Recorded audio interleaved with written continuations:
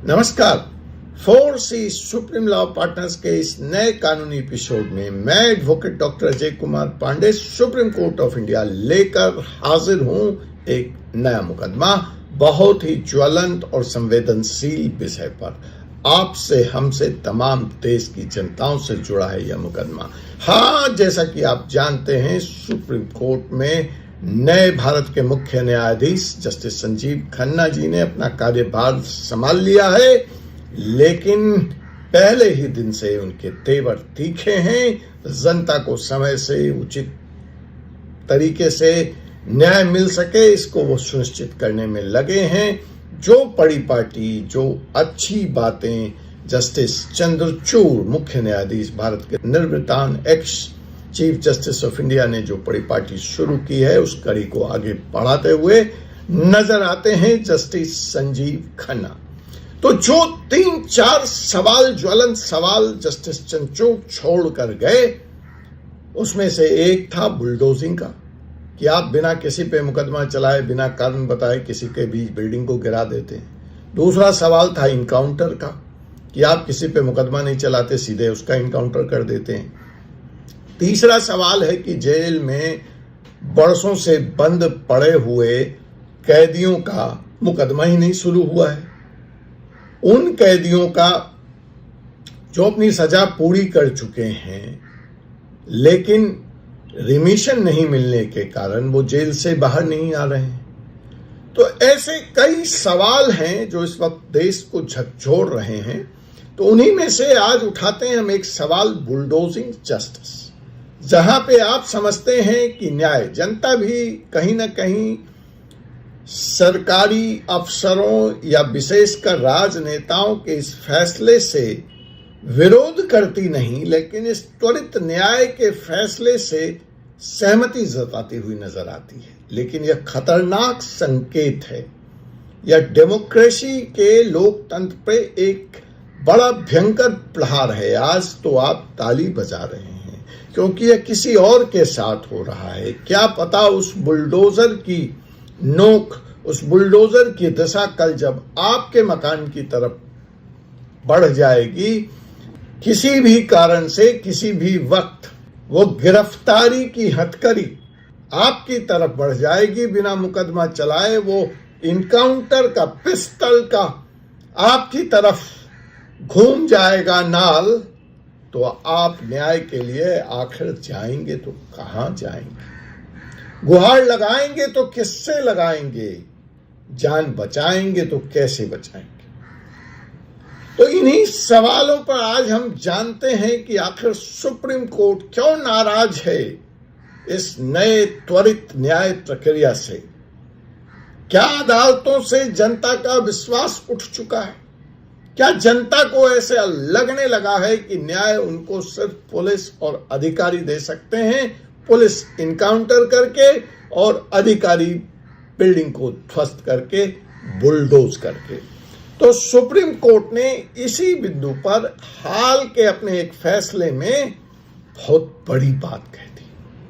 Supreme court ने कहा, आप ताली बजाएं, लेकिन अधिकारी यह ध्यान से कान खोलकर सुन लें कि अब के बाद अगर आपने किसी भी बिल्डिंग पर बुलडोजर चलाया बिना उचित कानूनी प्रक्रिया का पालन किए हुए, तो अधिकारी महोदय, यह मुकदमा सरकार बनाम वह अफेक्टेड पर्सन, वह पीड़ित व्यक्ति नहीं होगा, बल्कि यह मुकदमा चलेगा आप पर्टिकुलर अधिकारी जिसने इसका आदेश दिया है, जिन लोगों ने इस बिल्डिंग को बुलडोज किया है, बनाम वह व्यक्ति।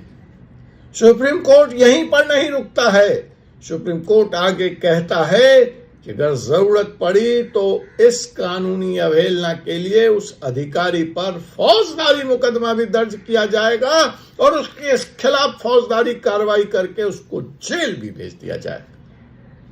बहुत बड़ी बात कह दी सुप्रीम कोर्ट। देखना है क्या अधिकारी सुप्रीम कोर्ट के इस आदेश के तहत अब काम करते हैं या मुकदमा झेलने को तैयार रहते हैं, जेल जाने को तैयार रहते हैं। इनकाउंटर करते वक्त बड़ा मजा आता है, तमगे भी मिलते हैं, पैसे भी मिलते हैं, लेकिन 20-20 साल बाद पुलिस वालों को सजा भी हो रही है। तो आप यह ध्यान रखें कि अपने अधिकारी होने के रौब में पावर का गलत इस्तेमाल रिटायरमेंट के बाद भी आपको भी जेल पहुंचा सकता है या कोर्ट कचहरी के झंझट में जूते घिसने पड़ सकते हैं बुढ़ापे में जब घुटने घिस गए होंगे। इस फैसले के अगर कानूनी महत्व पर मैं बात करूं तो सुप्रीम कोर्ट ने कहा है कि किसी की भी संपत्ति को तोड़ने से पहले उचित कानूनी नोटिस दीजिए, जांच कीजिए, कानूनी प्रक्रिया का पालन कीजिए। अगर आप ऐसा नहीं करते हैं और यह पाया जाता है कि आपने इस SOP established procedure standard operating procedure का उल्लंघन किया है तो आपको व्यक्तिगत रूप से दंडित किया जाएगा। इस फैसले के आलोक में जो आपके लिए संदेश है वह यह है कि सबसे पहले तो जाइए और अपनी संपत्ति का ऑडिट कीजिए और पता लगाइए कि क्या आपकी संपत्ति बुलडोजर के रडार पर तो नहीं है। आप जाइए और पता कीजिए कि आपके नाम भी कोई नोटिस आपकी संपत्ति को बुलडोज करने की तो नहीं चिपकाई गई है कहीं, या सरकारी खातों में दर्ज कर दी गई है। अब सवाल है कि ऐसा दोनों हुआ कि आपकी संपत्ति सुरक्षित नहीं है, आपको कानूनी नोटिस दी गई है कि आपकी संपत्ति पे बुलडोजर चलेगा, तो आपको क्या करना चाहिए? आप इस तरह के खतरे से कैसे निपट सकते हैं? तो मेरी तरफ से जो कानूनी सलाह आपको है वह यह है कि सबसे पहले तो आप अपने संपत्ति के दस्तावेज, पूरी file, land deed, building permit, tax रसीद हमेशा अपडेट रखिए। आप बुलडोजर आने या बुलडोजर की नोटिस आने का इंतजार मत कीजिए। ये एक जनरल बात आपको मैं बता रहा हूं कि अपने संपत्ति के दस्तावेज हमेशा तैयार रखिए।